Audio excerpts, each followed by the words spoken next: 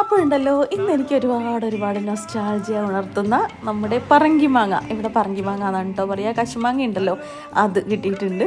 പിന്നെ ഉണ്ടല്ലോ ഈ ഒരു പറങ്കിമാങ്ങ കാണുമ്പോൾ തന്നെ ഞാൻ 4ാം ക്ലാസ്സിലെ കുട്ടിയാവും കേട്ടോ. കാരണം 4ാം ക്ലാസ് വരെ ഞാൻ എൻ്റെ വീടിൻ്റെ അടുത്തുള്ള ഒരു കുഞ്ഞ് സ്കൂളിലാണ് പഠിച്ചിട്ടുണ്ടായിരുന്നത്.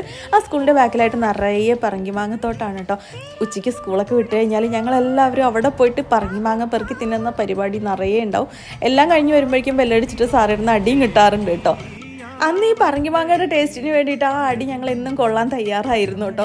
എന്തായാലും ഈ പറങ്കിമാങ്ങ കിട്ടിയപ്പോൾ ഞാൻ അത്രയും ചെറിയൊരു കുട്ടിയായി മാറിയിട്ടുണ്ടായിരുന്നു. ഞാൻ വേഗം തന്നെ പറങ്കിമാങ്ങയെ ചെറുതാക്കി കട്ട് ചെയ്തിട്ട് ഉപ്പും മുളക് പൊടിയും വെളിച്ചെണ്ണയൊക്കെ ഇട്ടിട്ട് അതിലൊന്ന് മിക്സാക്കി എടുത്തിട്ടുണ്ട്. പക്ഷേ എനിക്ക് എങ്ങനെയൊക്കെ മിക്സാക്കിയാലും ഇങ്ങനെ കീറിപ്പറിച്ചിട്ട് അന്ന് കഴിച്ച പോലെ കഴിക്കാനാണ് കേട്ടോ ഇത് ഇഷ്ടം.